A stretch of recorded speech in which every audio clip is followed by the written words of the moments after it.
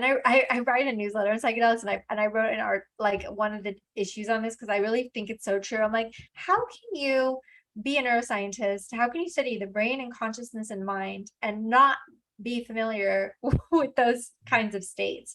Right. Like, you're looking at one kind of state, everyday consciousness, and saying, I'm going to define human experience.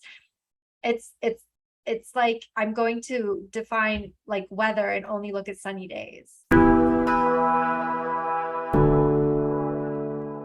Welcome to Rebel Spirit Radio, exploring the frontiers of spirituality, consciousness, the esoteric, and humanity's sacred relationship with the living earth.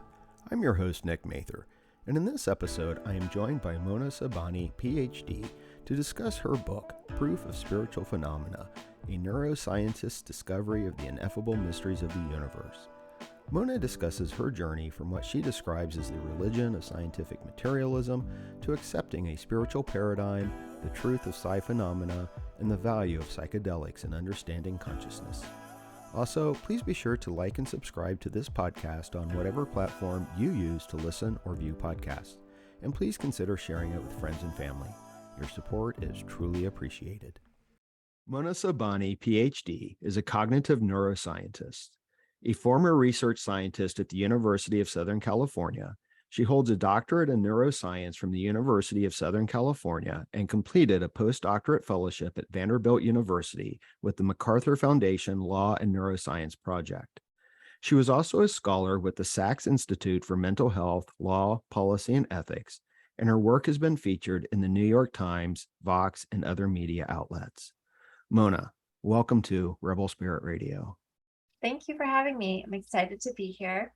Yes, well, thank you. I'm very much looking forward to speaking with you. I loved your book, Proof of Spiritual Phenomena, a neuroscientist's discovery of the ineffable mysteries of the universe. The longest title ever. Yeah, well, I wanted to do the whole title. I wanted to do that subtitle as well, because I think that gives more of what the book is. Yeah. And, you know, I've interviewed well over 50 people now. The podcast is still in its infancy, and no disrespect to any of my other guests, but if I've had anyone on that really is a rebel spirit, I think it might be you. Oh, that makes my soul happy. Yeah. Yeah. Well, I thought maybe I would start the conversation by asking you, so how do you feel being a heretic? Feels good. Yeah. I like it. I was born to be a heretic. Yeah, good. Well, but you are in some ways. The book is this journey that you take from being you're still a scientist, but moving from a rejection of anything sort of spiritual to accepting spirituality. And I want to talk to you about this because that is the book. And I thought the place that we could begin is with your scientific background, because you write that science was your religion.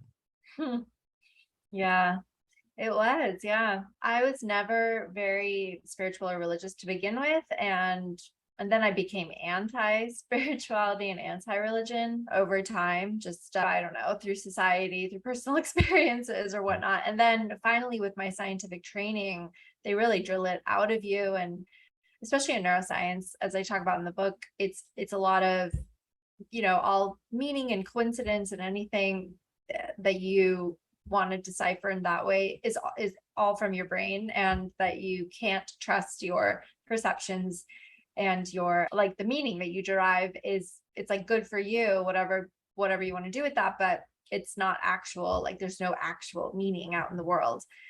And when I found, I studied neuroscience and physiology in undergrad, and then got a Ph.D. in cognitive neuroscience. And the more and more I learned about scientific thinking and methods and the way the world works, or the way, nature and biology work, I think you do become, you come to count on it and rely on it, it becomes the way that you make sense of the world. And it really changes the way you think. And you really start thinking in that way about everything. And that's been one of the interesting things for me on this journey, has been the way that my thinking has changed and the way I analyze or think about the world has changed. And it's only by coming out of it that you can see how narrow it is.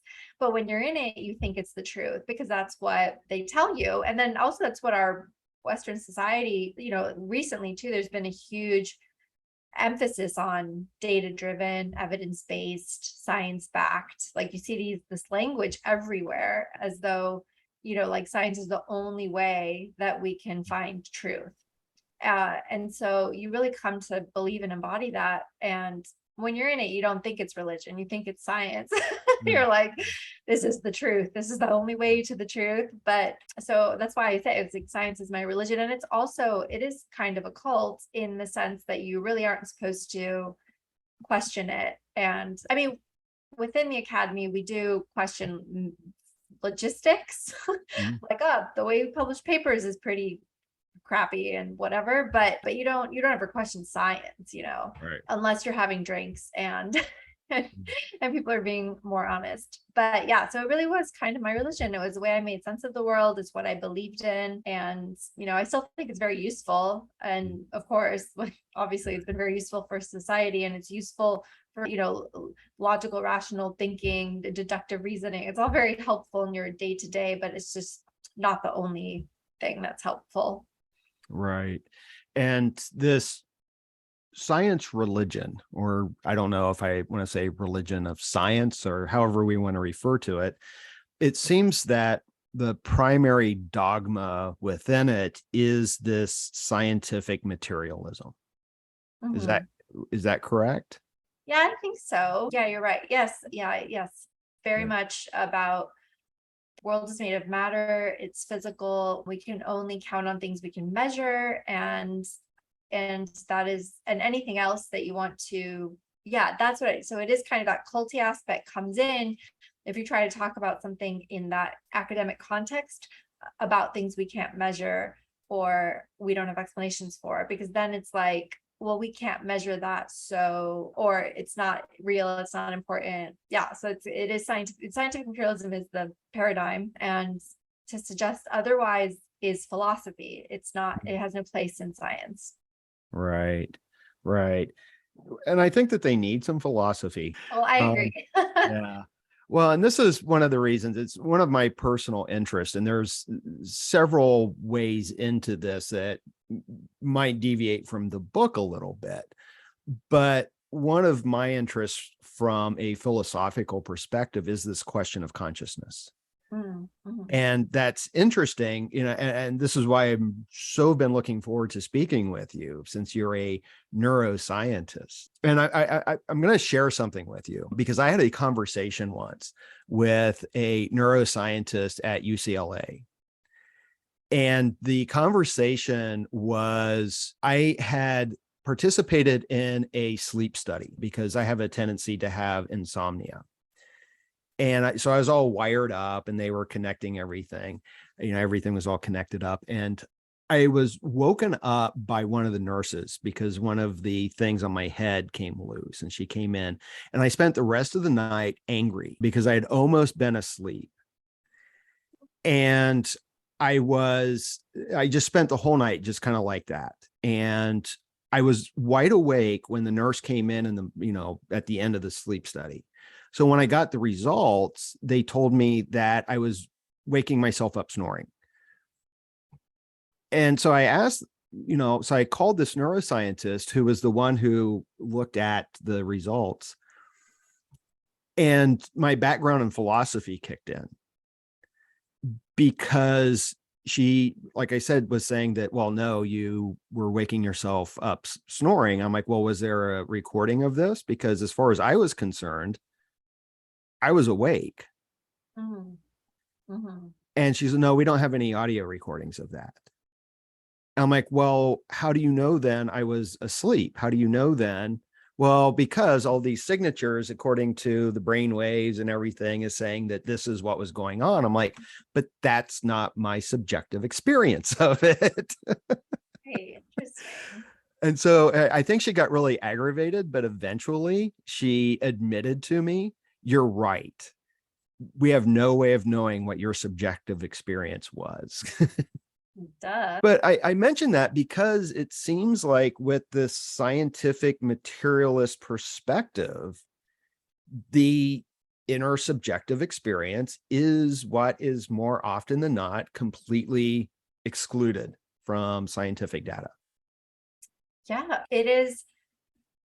Yeah, I've had this conversation with a lot of people lately, but sorry, I'm trying to think of how to exactly, you're right though. Yes. And the reason is because we can't measure it Right, because right.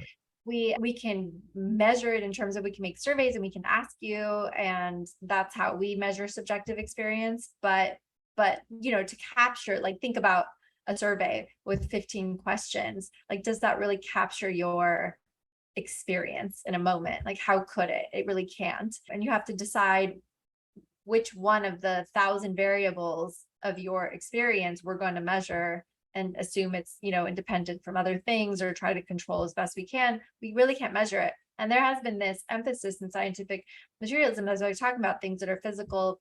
Like, I mean, I heard from some psychologists that were older, trained in more like a previous generation, that they were actually told, if you can't measure it, it's not real. And it's like, well, we can't measure our thoughts. Like, we can't measure subjective experience, but we know it's real. That's what makes all of our reality. Right. So there can be, I think, in cognitive neuroscience, in my field, which we're focused more on other things like personality and experience, I think we do focus more on it. But again, we're using measures and stuff, surveys, questionnaires. But we do like to talk to people and understand their experience, because the brain data doesn't tell you anything. We don't know enough about the brain to look at a scan and say exactly what's going on. We're getting better at it, but nowhere near saying I can exactly map out your subjective experience. No, like, you always have to have the person, some sort of report of what they experienced and tie it back to, you have to know what was going on to tie it back to the brain data, because we don't have it mapped out and there's so much variation between people. There's just no way. But there's a tendency, I think, I just think, honestly, scientists like to be smart and pretend like we know more than we do. Yeah. I think that is for most people, actually, not just scientists. That's true.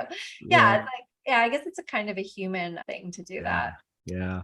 Well, I think in the book you mentioned that I think that the scientists will often see it as an attack on their ego, in a sense, when these things are brought up, because they are so invested in this religion of science. Yeah. And that's what it was for me. I'm not saying that's what it is for everyone. I was speculating, but it was definitely that for me. Although I could not see it, I would never see it that way, and that's why I called it a religion of science, is because what happens is you adopt this worldview, and then you tie up your ego and identity in it, but you're not aware that you're really doing that. And then you are science. So, and then you see anything that would seemingly question science, which, for old me would have been spirituality, or believing in anything that we can't measure or prove, or that, evolutionary biology has told us was created for our comfort, but has no real validity in the real world. You see those things as threats to you, but you don't see it as a threat to you don't realize it's a threat until you have a crisis, like I did. What you see it as, it's a threat to truth, or it's a threat to progress, or it's a threat, to the direction we're supposed to be heading in society, which is moving away from believing nonsense and moving towards, again, data-driven, science-backed things. So you in your mind, that's what it is. But in actuality, it's when you really step back. Because, so for me, it was when people would bring up spiritual things, or talk about religion, I would get like angry. I would get, my blood pressure would go up, I would get hot, I would like not be able to, I was like aggressive and condescending. And then I had to really look at that, when I was going through this transformation, like, what is that about? And again, you tell yourself it's I'm protecting the truth and I'm protecting science. But at some point you have to look at it and be like, but why am I having such an emotional reaction to this? Right. And it takes a long time, or someone has to just tell you, as they did in my case, oh, your identity's tied up with this, so you feel threatened. Right. And then you're suddenly like, oh, it's very simple, but oh, I get it, that's why I'm having an emotional reaction to it. Otherwise, Yeah. I would just be like, okay, you Yeah. have your view and I have mine. So I do think that's true. And I think when you see very emotional reactions to things that counter, which I don't even think these things necessarily counter science at all, but in people's minds they do. I'm like, it's a lot of it's ego. And it is kind of, you're like, oh, my work, it is, you're like, oh, the work I'm doing, you're basically, attacking. And sometimes I still feel that way. Like, these behavioral patterns are hard to overcome and takes a while to rewire. So sometimes when people like will even though I'm going around criticizing the way science is done, but when other people do it, I do sometimes get like, I'll still revert back and be like, well, I mean, we're doing the best we can. Right. Right. So Yeah. Well, I want to go into the journey that you took, and you mentioned a crisis. I do want to discuss these, but I think it's also something that you write, and I think it's important to bring in right now, is that even though you've undergone this journey, you do not reject like the scientific method. The scientific method is still one of the best ways that we have of determining truth. But I yeah, think now you're kind of coming from a position that's like, well, yes, it's one of the best ways, but it's not the only way. yeah. I just don't view it as the only. It's still a great way. I mean, obviously, we're still making advancements in everything, but I think that, and I was just listening to a podcast this morning that I was so excited that I heard other people saying it, because it's how I had been thinking about it. But certain things like psychedelics, now that we're having this renaissance, they kind of show us that because they're so complicated, these experiences, right? And it's become easy for us to dismiss these subjective experiences because it's easier. We can't account for it, we can't explain it, and we can't measure it. So it's so messy. It's just so much easier to just ignore it. But you're ignoring half of, or more than half of, somebody's experience. And it's like, it's silly when I'm thinking of it now in this way. But when you're in it, you really are like, well, we can't verify that you had that experience. And I still get it. Like you want something objective, but the nature of being human is subjective. Right. So it's like, yes, the scientific method is great to measure external things, be objective, whatever. It's useful to us for technological, biomedical advancement. But when it comes to, the things that make us human, you can't measure everything with a double-blind clinical randomized like placebo whatever trial. You can't. Right. And so when I think we're just boxing ourselves in by that. And that really is the language, in medicine and science. Like, was it a controlled study? Was it a double-blind study? Like, it's like the only way that people will accept results. And I think that's wrong because the laboratory conditions are so different from normal everyday reality that it doesn't even make logical sense to say that. It's like, it's illogical to say that, because as soon as you take something out of the lab, it's a totally different thing. We know that when subjects come in, they're like nervous or interacting with the researchers. They're not even in a normal environment. Like, we're not even getting their normal behavior, but we're still basing our results off of it. So it doesn't make sense. And we're just boxing ourselves in for no reason, saying that that's the only acceptable method to determine if something's true or not. Right. Yeah. And I think that was one of the things I brought up to the UCLA neuroscientist that I was speaking with about the sleep study, is like, that wasn't my normal sleeping. That's not how I sleep. I'm not at home. I'm not in bed, and this can't replicate, what was actually happening. Yeah. No, really. And like, neuroimaging studies, like, I don't know if you've ever been in an MRI. It's like one of the most unpleasant experiences you can undergo. It's small space, it's loud, it's cold. You're in there for so long, you're not supposed to move at all. It's like terribly uncomfortable. And we base all of our understanding of allegedly the brain regions that are activated from these extremely unnatural conditions that someone is in. Right. So, I Yeah. mean, I just think, yeah, it's a shame that that's where the field is at, because it would make more sense to say we should have randomized double-blind clinical trials, whatever, but we also need more naturalistic, more pragmatic trials thing, and then combine them and see, like, because it just doesn't make sense. Yeah. Yeah.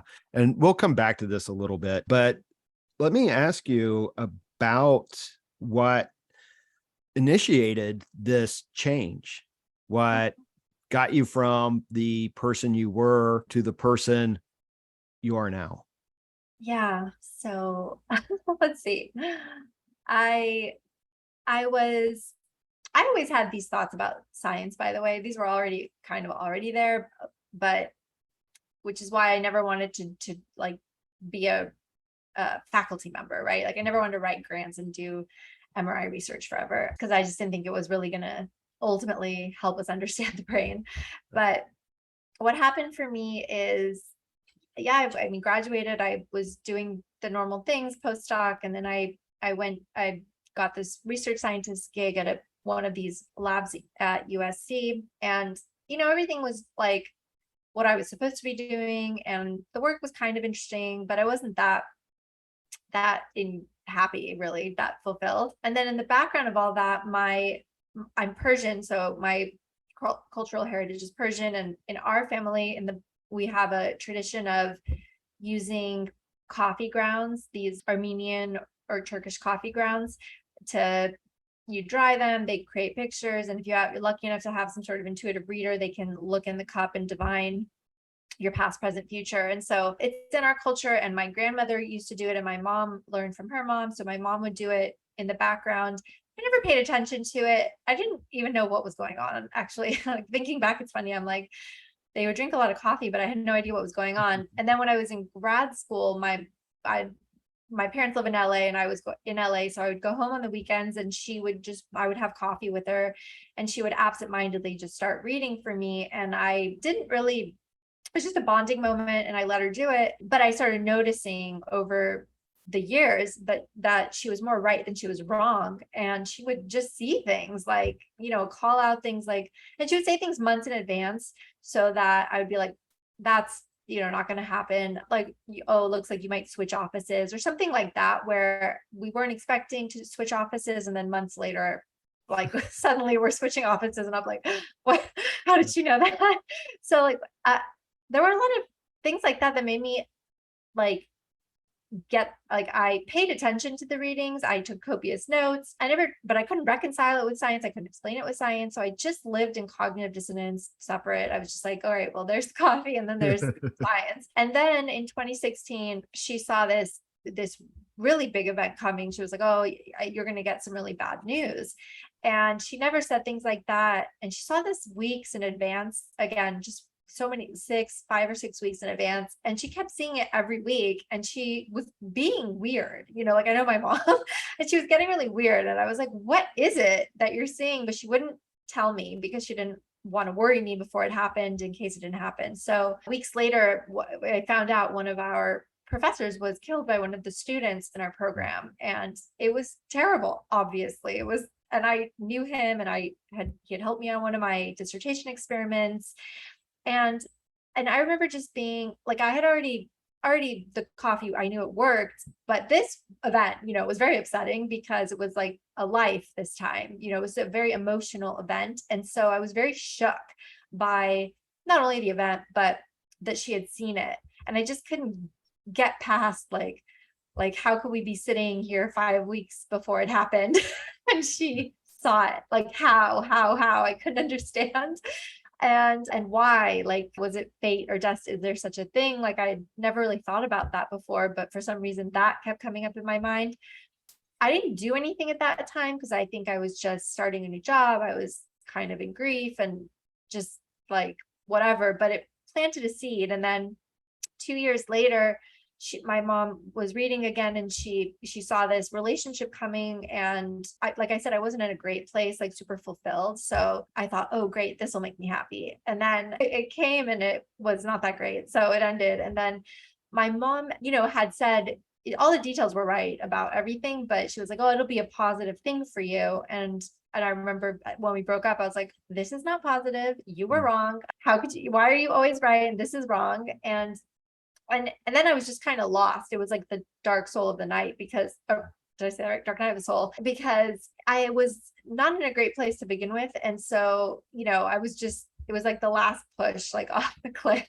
And so there was like despair for the first time ever. Like I lost all hope and optimism. And I really was like, what is the point of all of this life? And what do these readings have to do with it? And so then, since I was actually I was just too sad for a while to do anything, so I just moped around for a while. But when I came out of that a little bit, one of my friends had gone through something similar, and she had gone to psychics for comfort, and she's like, oh, let's go to this lady I know who's really good, maybe she'll make you feel better or whatever. So, and I was like, oh, I'm not going to go to a psychic, I'm a scientist. But then I was like, okay, well, my mom reads and I'm desperate, so I'll just go and see what she says. And the lady was really good. She saw things like, I mean, it just just really accurate things, specific. She was right on numerous variables about situations, and I was just really weirded out and blown away and got more curious. And so my friends and I started kind of doing this fun experiment just for us, where we would go and get readings and swap readings, just to see if they were giving vague general readings to everyone. But they weren't. They were very specific to each of us. And we did this over, almost, I think, for a year. And so then I just got really interested in it. Like, but I didn't think anyone had studied it. I didn't think you could look it up or do research on it. I thought that this was just a thing that people do. And I didn't take it seriously until I think this was what happened. So they also, in the readings, they would talk about karma and reincarnation and soul lessons and stuff like that. And I was like, I don't believe in that. Whatever. I just didn't have a framework. So I didn't even hear it when they would say it. It would just bounce off my brain. And then, serendipitously, I was listening to Chelsea Handler's podcast, and she's, not woo woo. Like, she doesn't believe in any of that stuff, but she had Laura Lynn Jackson on, who's a psychic medium. And Laura Lynn Jackson starts talking about the spiritual framework, about Earth as a school and soul lessons. And I remember I just was like, whoa, I've heard this before. This is weird. So I tuned in, and I was just wrote it down, because I was like, oh, maybe this will help me make sense of the readings. And then she mentioned that she had participated in science experiments where she let researchers record her brain. And then her and Chelsea mentioned that the book Many Lives, Many Masters by Brian Weiss. And they didn't say what it was. They just said it's a psychiatrist case study. So I went and ordered it, thinking it was like just a normal psychiatry book, and it arrives and it's a past life regression book, but I didn't even know what that meant. But so when I was reading it, I was like, what am I reading? Like, I didn't even know what I was reading, but I read it. And, in the book, he talks about how he gets this, verified veridical information through his hypnotized patient about his life, that there's no way she could know. And then he again describes the spiritual framework. And so I was like really confused about this book, because I'm like, this is like a Columbia, Yale trained psychiatrist. And I was like, what is going on? This like spiritual framework everyone keeps talking about. And I was like, could it possibly be true? And, then I started doing reading. So then I was like, oh, I gotta know. So I started reading a lot of literature. That was the tip. That was like the point where I just got interested, because the spiritual framework kind of helped me. And I didn't think it was real. Like, I didn't really think it was, and I was kind of just approaching it as in a time of desperation of, oh, could it help me at least reframe the way I'm thinking about things? And it did help, because I did go back and look at the readings from the intuitives, and they'd be like, this is they would explain it. This is a karmic thing. And they would explain why things happened. And it helped me understand and accept things. And then when I reached out to the Winbridge Research Center, which is where Laura Lynn Jackson had been certified and where she had done the studies that she mentioned. And then one of the co-founders gave me this huge reading list, and he's like, there's been so much research done on psychic or psi phenomena by the US government for over 100 years. There's so many papers. And so then that launched the actual, like, let me go read about this and learn so I don't keep bothering people with my questions and acting like I'm the first person to discover this. And when I dove into all the literature, I was just blown away that there was so much evidence, and for something that I thought was like a cultural thing that I was probably making meaning out of myself, because that's what I was taught to believe. So that was the thing. And then I guess I'll stop there and see if you have any Well, I questions. think, I think it's an amazing journey. And I think you can be forgiven thinking that you were the only one to kind of stumble across this, because I don't think it's just in science. I think that, one of the, I teach, and one of the courses I teach is critical thinking and logic. And in the textbooks I use, they always say, there's just no evidence for any of this.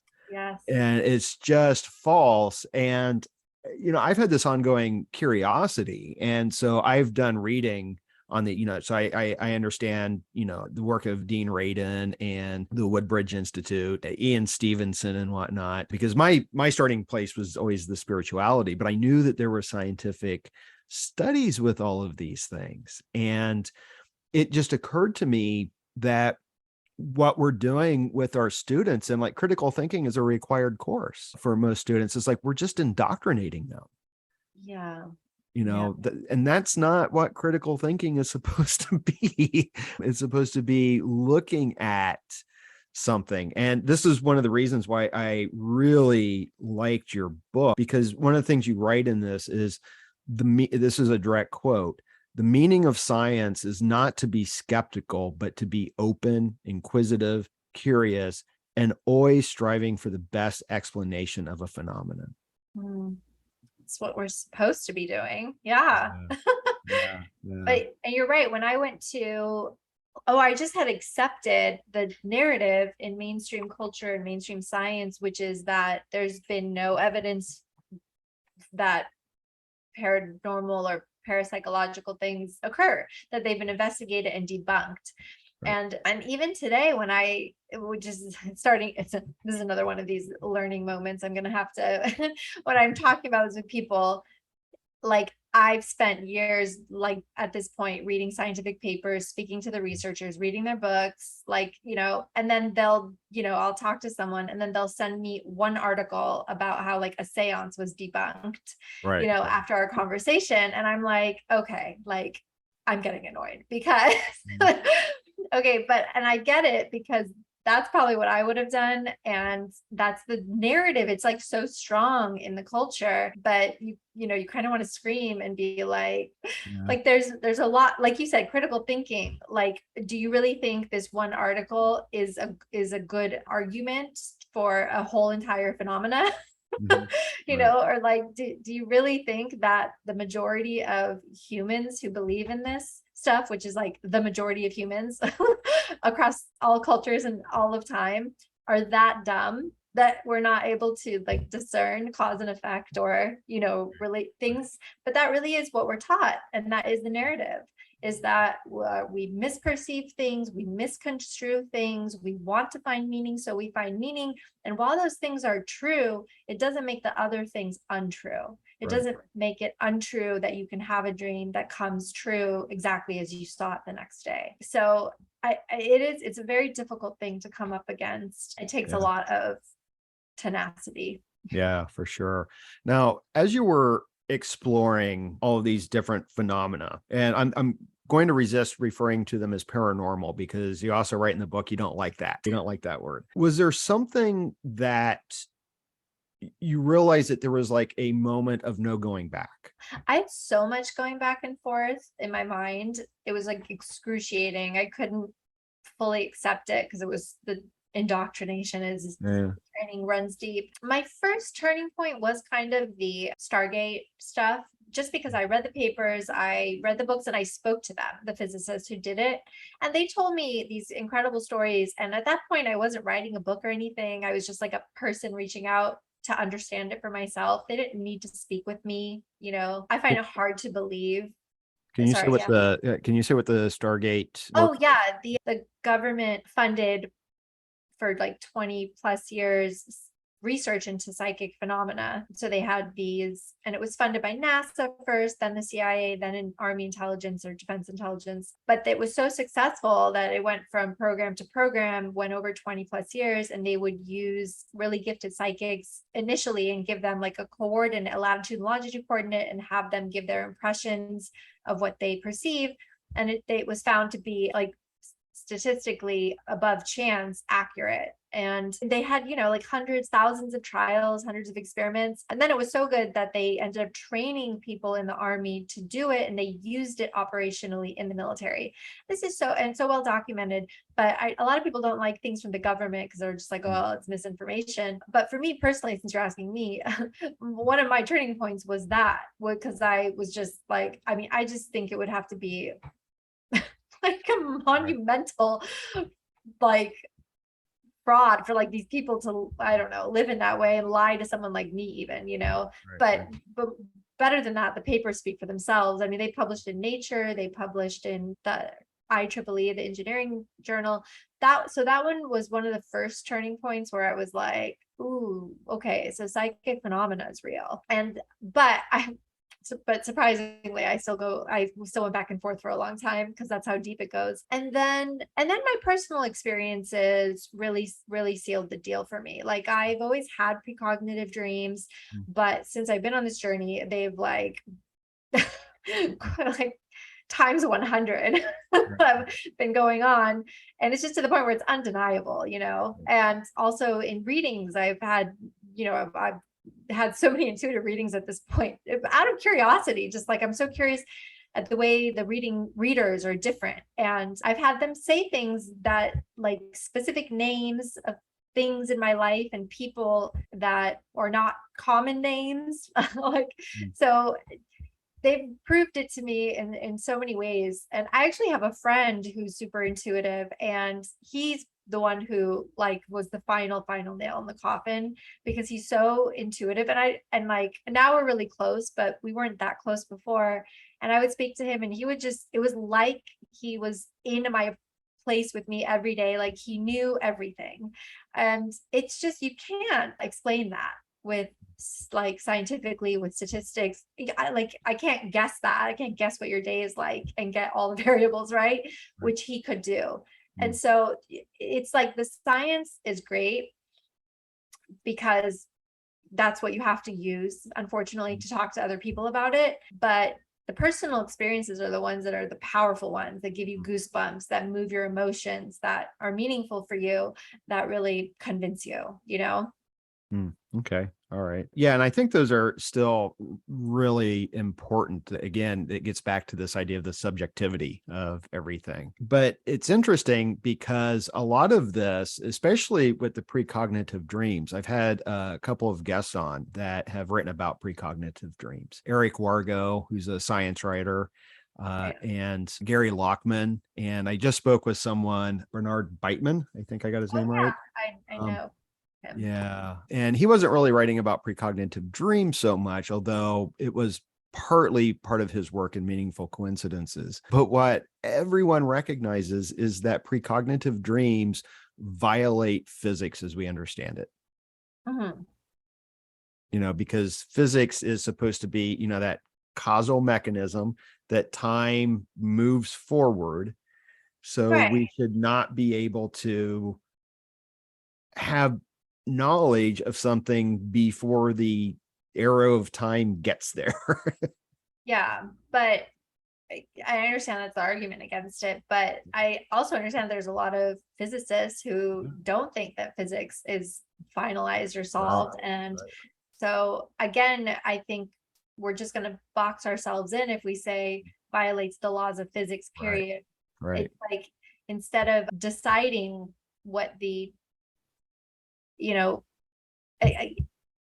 it's like you have to it's what I say in the book, you have to throw out this outlier evidence then, Right. because it doesn't fit your model, but maybe Right. your model's wrong. Like what Right. what Right. makes you think we have all the, and then I'm not even saying that because I'm not a physicist, I don't know, but I know there are physicists Right. and philosophers and cosmologists who have alternative models that incorporate more unexplained evidence than our current models do. So I'm not bothered by that. Yeah. Yeah. Well, it's something that I always think about with all of this is, and I think this is very pertinent to your work and what you've been saying, is Thomas Kuhn in his book, The Structure of Scientific Revolutions, that science operates from a paradigm, and the current paradigm is that scientific materialism. Mhm. And he writes about that what shifts the paradigms are always anomalies, something that the science can't explain or answer for. Mhm. And it is in the attempt to explain or answer those anomalies that you then get a new paradigm. Yeah. Yeah. And I've long thought that the anomaly that is going to shift the paradigm is consciousness. Mm.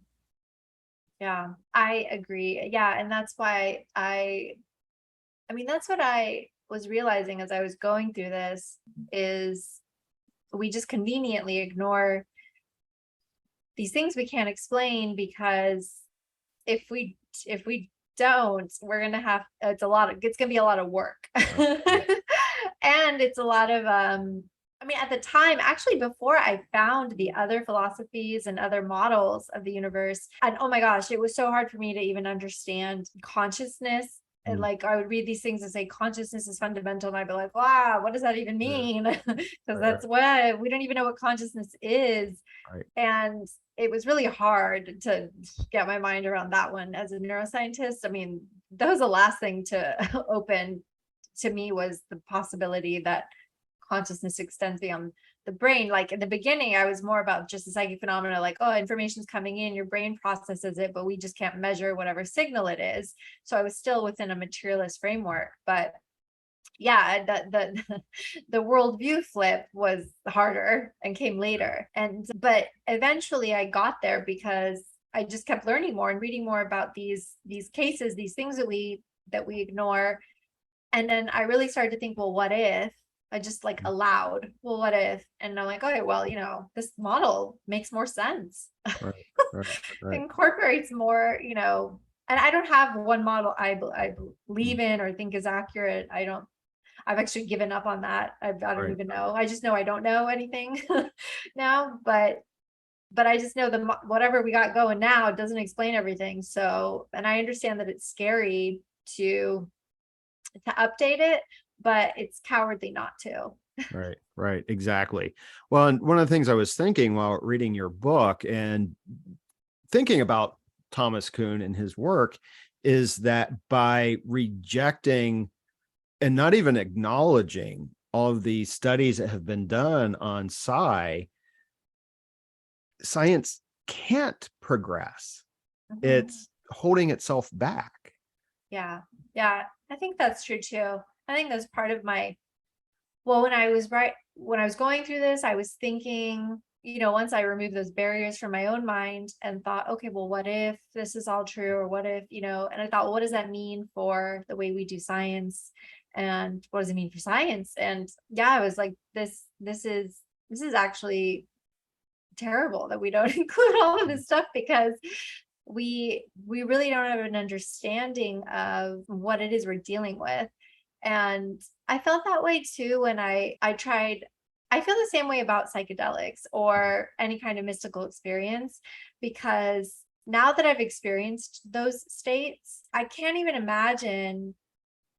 And I write a newsletter on psychedelics, and I wrote an art, like one of the issues on this, because I really think it's so true. I'm like, how can you be a neuroscientist? How can you study the brain and consciousness and mind and not be familiar with those kinds of states?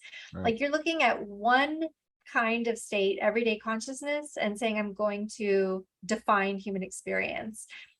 It's it's like I'm going to define like weather and only look at sunny days. Right. So it's, you have one type of experience. It's like you don't even know what you are measuring. It's so interesting. It's hard to put into words too. I don't even know if I'm explaining it correctly, but so I really think, yeah, like I started viewing it as we're limiting ourselves, and we're so limited.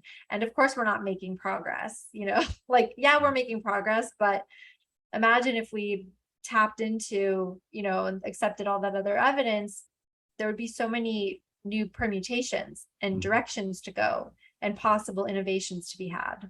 And how sad that we aren't doing that. Yeah. Well, and it's interesting because, I don't know if you're familiar with William James and his book, The Varieties of Religious Experience, Yeah. but he's got that chapter on mysticism. And I've read this so many times in classes, I should have it memorized, but it's exactly what you were just saying. He dosed himself with nitrous oxide in order to give himself that mystical experience. And he says that, we walk through life in this ordinary waking consciousness, but just apply the appropriate stimulus and it just opens up to other realities. And he says that no account of the universe will be complete without them. It's true. And I'm so glad that we are having this psychedelic renaissance of sorts, whatever, because so like, yeah, like one of my, because we need it. So one of my neuroscientist friends and I had a powerful psychedelic experience together. And like, we just, we just came out of it like, what were we even doing before? Right. Like, what were we even studying? And then the unfortunate thing is you can't put it in words. So you really have to have experience of it. So it's like I wish I know it's not for everyone, but I wish every neuroscientist could experience those states, because it just changes you, because then you see all the different ways that you're like, when people say from psychedelic states, things like, I saw ultimate reality. If you haven't experienced that, you dismiss it.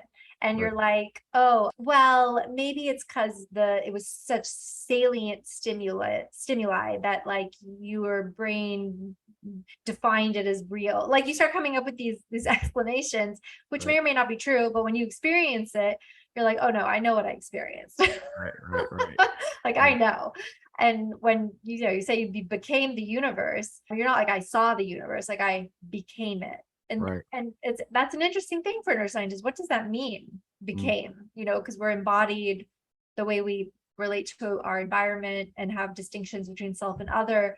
I mean, like the way we study these things in the lab pales in comparison to an experience like that. Yeah. We have a long way to go, I think, with science and what we study and how we study it. And I'm also very happy to see the psychedelic renaissance for a number of reasons, not just for healing, because I think they have great healing potentials, but also philosophically about these questions of ultimate reality and spirituality. Oh yeah, me too. And I didn't get to write about that in the book because I didn't realize all this until later, but I write about it in my newsletter. Yeah, I started to think about these altered states of consciousness as kind of like the perfect place where we encounter like personal healing, like you said, but the transpersonal and the paranormal, and then also the spiritual. And so where all these three things come together. Because in my journey, it was like sometimes hard to be like, okay, well, I'm interested in psychic phenomena, which is an unexplained anomalous thing. But then now I'm interested in this spiritual framework, or thinking about spirituality and consciousness. How does that relate back? And then, they were all separate in my mind. And then I had the personal healing journey. And then I just realized, I was like, oh, these altered states where I'm encountering, like I encounter all these things, then they're like the linchpin of all of it. And so it became easier to like think about it in that way, that these states are super important, because it's not me referencing a scientific study that you haven't read and don't understand, or even it's like you go in and you experience it, and you suddenly get it, you understand. Right. So I know we're starting to run out of time, but I do have a couple more questions for you. Sure. One is that you have undergone this transformation, this transformative journey. And I know that the scholar Jeffrey Kripal has written about this. I think he calls it the flip. Have you met other scientists that have undergone similar journeys? Yeah, I've had some people reach out to me actually, and I'm sure there'll be more, but I've had some are they all yeah, all neuroscientists so far reach out to me telling me their crazy experiences and how they were skeptical or how they never believed in this stuff. And then whatever happened to them happened. And now they're all about like non-duality. I mean, each of them is different. They're all different stories. But yeah, I've had numerous people reach out, and some of them are further along in their journeys. So they're more, I mean, they know more than I do, they're more grounded. And then others are earlier, and you can tell like they're excited to have someone to talk to. Like they feel like I felt lost and confused and alone. And so they're like excited to have someone to talk to about it. So yeah, I've definitely had people reach out to me. I'm sure there's plenty more. Like, Right. I mean, everyone that in the book, I interviewed some of my scientist colleagues there, and I interviewed a bunch more that I didn't put in the book, but a lot of them had stories. They all had stories, from their lives, anomalous things that they couldn't explain, and that we would share those. And they just weren't as hung up on it. Like they weren't Okay. in the midst of a transformation, Right, right. but they had them. And I think for some people it's just stronger for whatever reason, like me, like it ends up flipping you, but I think most people have them. Yeah. Do you see any evidence of this informing the research in neuroscience going forward? No, the only thing that that gives me any hope is that, again, the psychedelic renaissance has caused a few new research centers to be opened that are focused on consciousness. That research does tend to be just more within the traditional bounds right now of where we are in science, but you never know, Right. as that research goes on, where it'll go. So that's the one I would say area of hope. Okay. All right. Another question for you. I'm just curious because your mother reading the coffee grounds was so central to the start of this. Has your mom read your book? My mom is like a 73-year-old Persian lady, so she has, she hasn't read the book in full. She's read the Okay. beginning part of it, Yeah. but not the like later science parts. Yeah. Okay. Well, and I'm curious, and if this is too personal, you can just say, I'm not going to answer that. But I'm curious about the conversations that you may have had with your mom as you've undergone this journey. Oh yeah, so my mom's always been spiritual. So she's always interpreted her dreams. She's always believed in the coffee. She believes in spiritual beings. Mhm. And so those aspects that she already believes in, we've had a great time talking about. And she, now I call her, with my dreams, or now she tells me her, like, so there's been that beautiful extension of our relationship with the like with things that she doesn't believe in. She just doesn't believe in. Right, right. Although she has slowly like opened somewhat to the Yeah. possibility, but yeah. And I found that to be with a lot of people, that people draw boundaries kind of arbitrarily, or I mean, I'm sure it's not arbitrarily in their mind, but Yeah. they'll be like, oh, I believe in psychic phenomena, but I don't believe in that karma stuff, Right, or right, I right. believe in magic, but I don't believe in astrology, or I don't know. Like people just draw these arbitrary lines. And I feel like my mom's kind of like doesn't believe in reincarnation, but once in a while she'll say something like, oh, maybe I was that in a past life. And I'll be like, Yeah. oh, well, wow. Yeah. Yeah. Well, I understand the drawing of the boundaries because I do that myself. Mhm. I explore a lot of things on this podcast and I'm open to a lot of different ideas. And I understand especially with consciousness, once you start exploring how vast that is, it does bring in all of these other things, like spiritual beings and whatnot.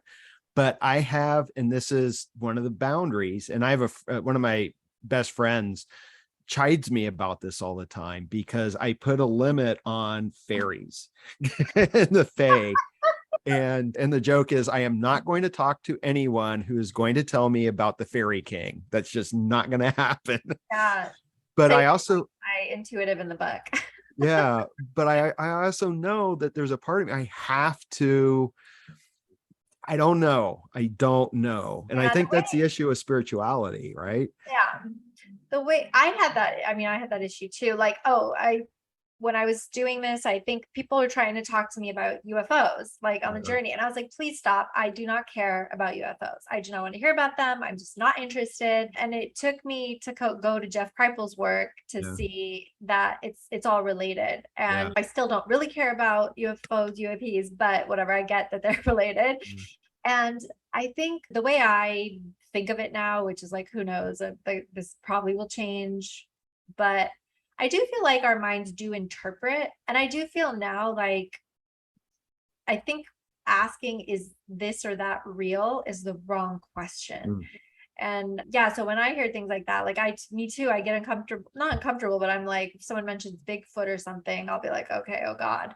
Right. But now I see it as that's how they're interpreting Right. something. Like Right. there's not that it's not real, not that they didn't see that. I'm saying like they saw what they saw, but for whatever reason, it has appeared to them in this way. And when you Yeah. strip, physical reality of its boundaries and you look, if it's just energy, which we are just machines that interpret energy, Mm. then it's easier to understand for whatever reason this person interprets whatever kind of energy that is as a fairy, as Bigfoot. Right. Right. Right. Or whatever. But I get Yeah. it too, because Yeah. you're kind of like, you Yeah. grow up in Western culture and those things are so outside of our Mm. limits of acceptability. Yeah. Well, and I'm down with UFOs, and I do know a lot of the work that is making connections between those and the folklore of fairies and whatnot. And I'm open to that. But there's just sometimes when someone's like, yeah, I was talking to the fairy king. I'm like, no. But I know that's what I have to work through. Yeah. And take everything with a grain of salt, Yeah. right? Yeah. You do Yeah. hear some really weird stuff. Yeah. Yeah. Well, and I do like this because your approach is, I think it would be fair to describe it as phenomenological, that you're saying, well, people have an experience. So let's look at the experience and that they're Yeah. interpreting it. Yeah. Yeah, I think so. Because I think I was so stuck on the is this real or not question in the beginning. And, I just am not interested in it anymore, I guess. Mm. But I understand that other people are still Right. hung up on that. Yeah. Yeah. Yeah. So the final questions for you. What do you have coming up next? What are you working on next? Good question. Well, I have a day job that I work with two developers and we do some consulting and then we're building something. And I write a newsletter, psychedelic or altered states of consciousness, and kind of what we were talking about, like how these states are the intersection of all these other things. So I do that. And then do you know the Institute of Noetic Sciences? Yeah, where Yeah. created it. Yeah. So I'm doing a little bit of writing for them for their blog. I'm thinking about a second book. I did start writing a second book with a friend, but I'm not sure that that's going to be the next book actually. But yeah, I am thinking about that. But the book just came out, so I'm a little bit just dealing with this release and then kind of seeing where that goes. Yeah. And the book is out now, right?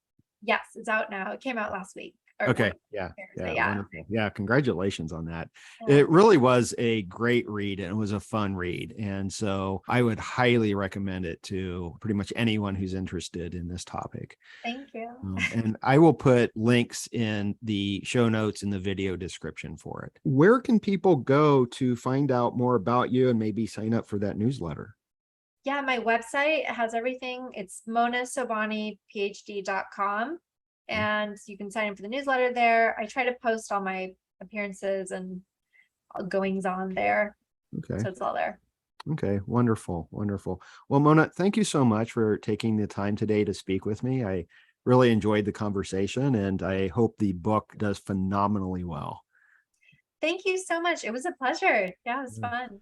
And that's a wrap on episode 54 of Rebel Spirit Radio. Thank you so much for listening or watching if you are part of my YouTube audience or watch this on Spotify. If you enjoyed this podcast, please make sure to give it a positive rating on whatever platform you use to listen to podcasts. It only takes a second and your 5-star ratings really do help, especially if you listen on Apple. If you have a minute to spare, please consider posting a short but positive review, and please consider subscribing. For those viewing on YouTube, please give this video a thumbs up and subscribe to the channel. Make sure you hit that notification bell so you will be informed when I upload new content. Also, if you think a friend or family member would like this podcast, please share it with them. Right now, this is one of the best ways to help me with the podcast. I really do want to grow the audience. If you would like to support my work on Rebel Spirit Radio, I have a PayPal link set up if you would like to make a one-time donation, and yes, you can still be the first person to do so. That first person will get a special call out if you're okay with that, and you will have my undying gratitude. You can find a link for PayPal in the show notes or video description. I will also be launching a Patreon within the next few weeks, so keep tuned for updates on that.